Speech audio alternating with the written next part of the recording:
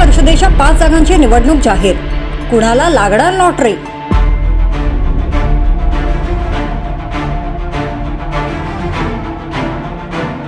कसे राहील गणित? चला तर पाहूयात. अनेक दिवसांपासून चर्चा सुरू असलेल्या विधान परिषदेच्या रिक्त जागांसाठी निवडणूक होणार आहे. विधानसभा निवडणुकीनंतर रिक्त झालेल्या विधान परिषदेच्या 5 जागांसाठी ही निवडणूक जाहीर झाली आहे. भाजपच्या 3 तर राष्ट्रवादी अजित पवार गट व शिवसेना शिंदे गटाच्या प्रत्येकी एका जागेसाठी ही निवडणूक होणार आहे. या रिक्त जागांवर आता कोणाचे वर्णे लागणार हे पाहणे महत्त्वाचे ठरणार आहे. कसा आहे निवडणूक कार्यक्रम? विधान परिषदेच्या 5 रिक्त जागांसाठी निवडणुकीचा कार्यक्रम जाहीर आहे. 27 मार्च रोजी विधान परिषदेसाठी मतदान प्रक्रिया पार पडणार आहे. त्यासाठीचा कार्यक्रम निवडणूक आयोगाने जाहीर केलाय.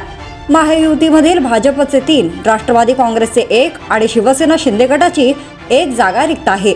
या रिक्त जागांसाठी ही निवडणूक होणार आहे. कोणत्या जागा आहेत रिक्त? नुकत्याच झालेल्या विधानसभा निवडणुकीत विधान परिषदेवर असलेले भाजपचे आमदार प्रवीण दटके, गोपीचंद पडळकर आणि रमेश कराड यांचा विधानसभा निवडणुकीतही विजय झाला होता.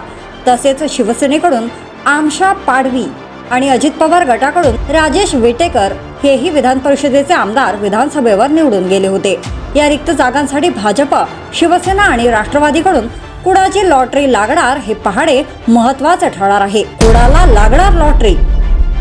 या निवडणुकीमुळे 5 नवीन कार्यकर्त्यांना आमदार होण्याची संधी मिळणार आहे.